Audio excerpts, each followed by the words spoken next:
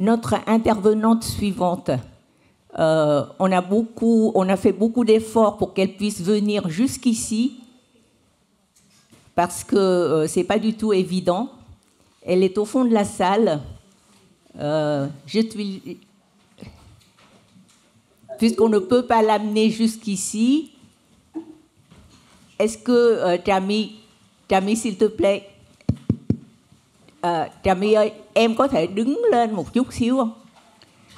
Veuillez la regarder et l'applaudir.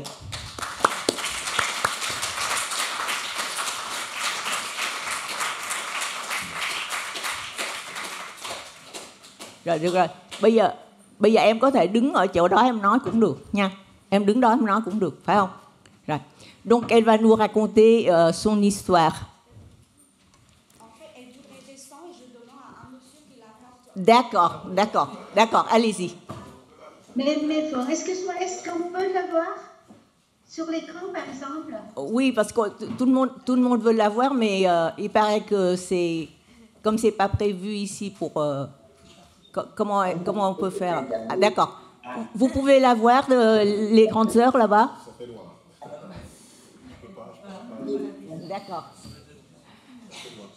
D'accord. Bon, c'est pas grave. Donc, elle va parler là, de là où elle est. Elle va parler de là où elle est. Elle va nous raconter son histoire. Tammy, em bắt đầu được rồi.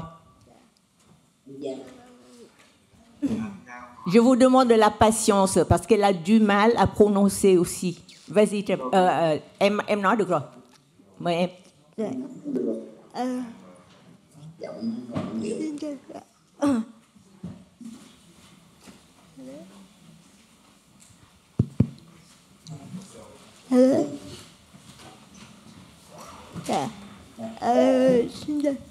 Xin chào quý vị.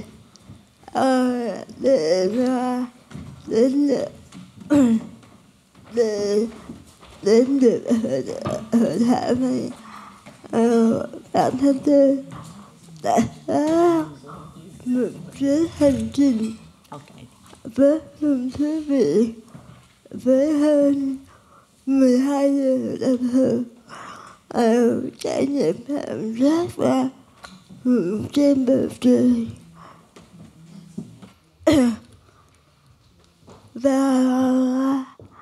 Và tôi hy vọng rằng sự hiện diện của mình sẽ giúp quý vị được truyền thêm ở phút sống ở một phút giây nào đó khi quý vị đang gặp khó khăn trong cuộc sống.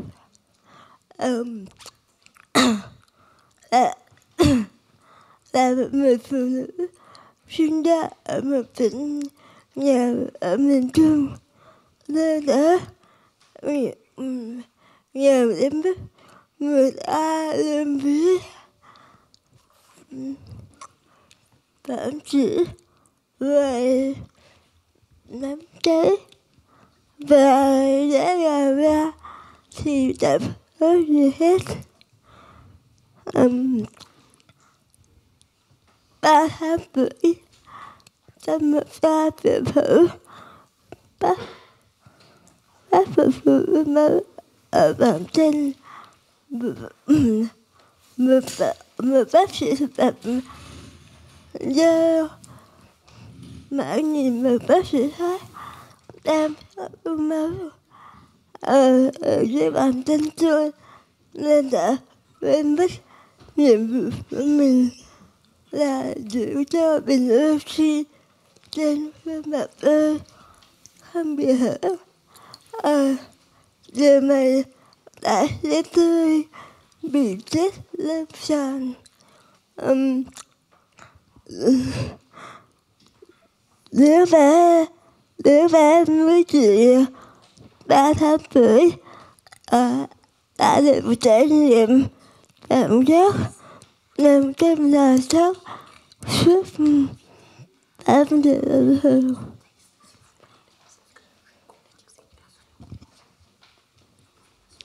Mesdames et messieurs, bonjour.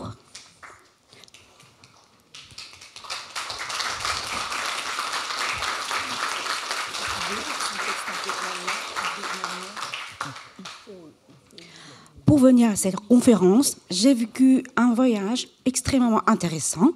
12 heures passées à dormir dans le ciel. Non, je ne fais pas ça. Et j'espère que ma présence vous aidera à trouver l'inspiration, ne serait-ce qu'un instant, lorsque vous rencontrez des difficultés dans la vie. Je suis née à... Je suis très émue de son histoire. Je suis née à Quang Tri, l'une des provinces les plus pauvres du centre du Vietnam. Une province si pauvre, les gens disent avec ironie qu'il n'y a que du soleil brûlant et du vent sec et rien d'autre. À l'âge de 3 mois, lors d'une petite opération pour enlever un hémangiome infantile, sur mon pied, un médecin interne, distrait en regardant son collègue pratiquer l'opération, a oublié sa mission qui était de bien maintenir le masque à oxygène sur mon visage. Cela m'a causé un arrêt respiratoire et donc une mort clinique. Un bébé de 3 mois a expérimenté la sensation de se trouver à la morgue pendant 8 heures.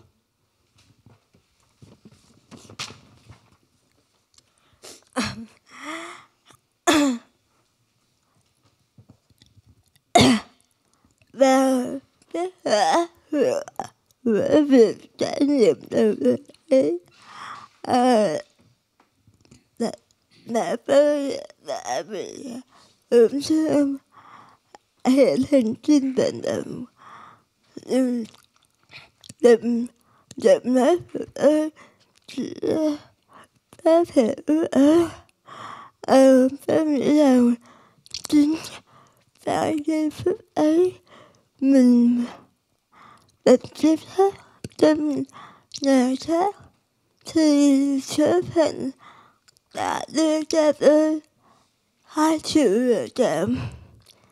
Một là tên vui thanh xuân của mình.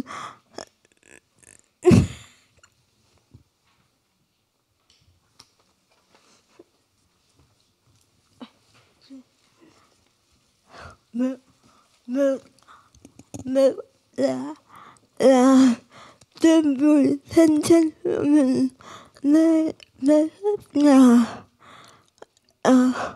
để chờ tái sinh ở một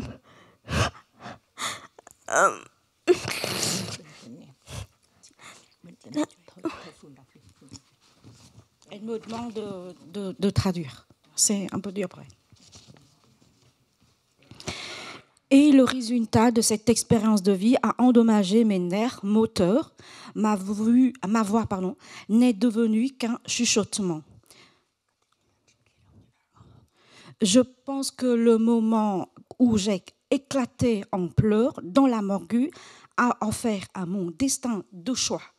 Soit enterrer ma jeunesse dans un coin de la maison en attendant de renaître dans une autre vie avec une apparence plus complète, soit devenir une femme qui ose s'engager pour ses rêves.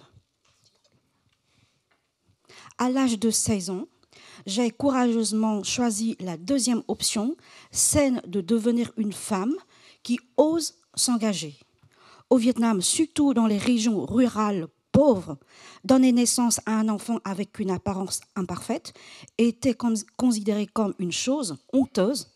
Ma famille et moi avons entendu bien des paroles négatives sur mon avenir. En tant qu'enfant vulnérable, j'ai été victime de violences psychologiques et verbales.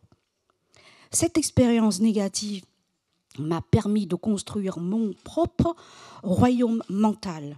Cela a commencé à l'âge de 9 ans, lorsque ma petite sœur m'a appris les premières lettres de l'alphabet. J'ai mis 1 an à maîtriser la lecture et l'écriture. Depuis, je me suis plongée dans la lecture comme une personne affamée.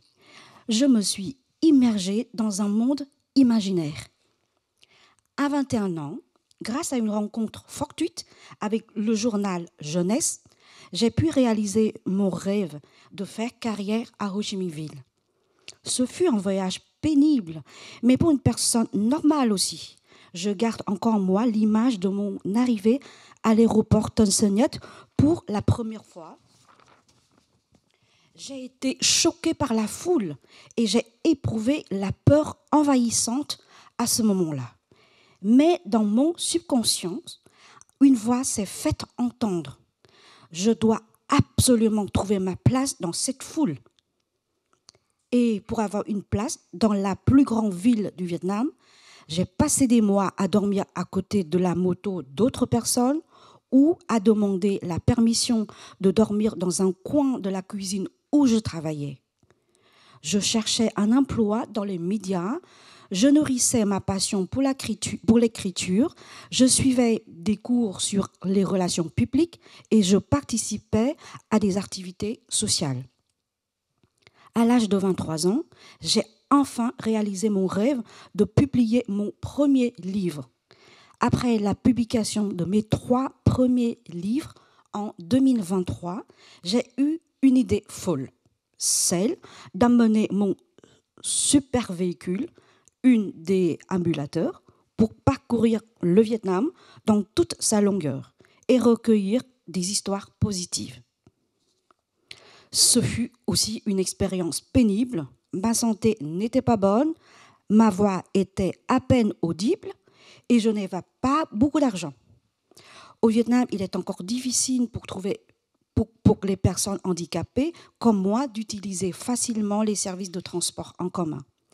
Cependant, je pensais qu'il était nécessaire de me lancer dans cette expérience, de trouver des solutions pour m'adapter et de résoudre mes propres problèmes plutôt que d'attendre que la société change.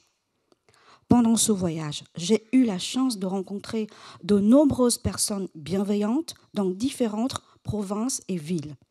Au départ, ils ne savaient pas qui j'étais, mais dès qu'ils ont lu sur ma page Facebook que je voulais être aidée dans une certaine région, ils étaient toujours prêts à apporter leur soutien. À la fin de l'année 2018, j'ai réalisé mon rêve en offrant mes livres à des détenus à travers tout le Vietnam. C'était un projet que j'avais nourri depuis longtemps et j'ai beaucoup étudié ce groupe cible. Crois en la dignité est un livre qui a été très bien accueilli par de nombreux lecteurs, y compris les prisonniers. C'est une fierté pour moi en tant qu'écrivaine. Je rêve toujours d'un monde où la bienveillance est valorisée afin que les guerres, la violence et les problèmes environnementaux soient quelque peu atténués. Je vous remercie d'avoir écouté mon histoire et vous pouvez m'appeler maintenant l'ange à 6 pieds. Je suis une petite femme vietnamienne, mais je nourris toujours un grand rêve, celui de me lancer dans des expériences ou de les partager avec toutes et tous à travers mes œuvres.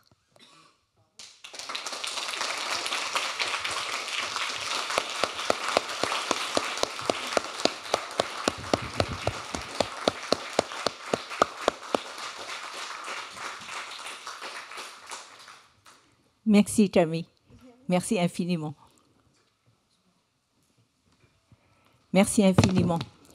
Je voudrais vous dire que quand j'ai approché cette témoin, c'était pour l'interviewer. Et je voulais en faire une vidéo pour amener la vidéo ici. Je n'avais pas l'espoir de pouvoir l'amener ici. Mais c'est elle qui m'a dit, encore une fois, c'est elle qui est maîtresse de sa vie. C'est elle qui m'a dit, mais j'ai envie d'y aller. Alors, est-ce que vous pouvez résister à quelqu'un qui vous dit ça comme ça? Mais moi, depuis ce moment, c'est elle, cette jeune femme, qui m'a inspirée. Et pourtant, j'ai déjà vécu une longue vie avant de la connaître. Je l'ai connue il n'y a pas longtemps. Je l'ai connue il y a moins d'1 an.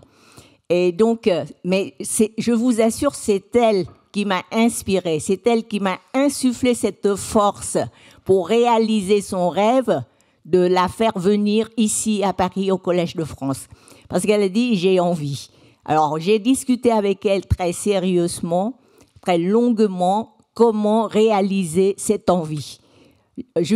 Et c'est elle, encore une fois, qui m'a convaincue, parce que moi, je ne peux pas faire ça sur un coup de cœur. C'est trop dangereux, quoi. Il y a sa santé, il y a tout. Et c'est elle qui m'a convaincue parce qu'elle m'a raconté, elle m'a offert son livre qui a raconté tous ses voyages à travers le Vietnam. Et quand je vois qu'elle peut aller à Phu Quoc, elle peut aller dans le nord, elle peut aller partout avec son déambulateur, là. Elle peut aller partout et tout ça pour faire du bien à autrui. C'est elle qui m'a convaincue par cette force. Et c'est pour cela que j'ai fait tout ce que j'ai pu pour qu'elle puisse être aujourd'hui parmi nous. Encore une fois, merci. Merci, Tammy. Merci infiniment.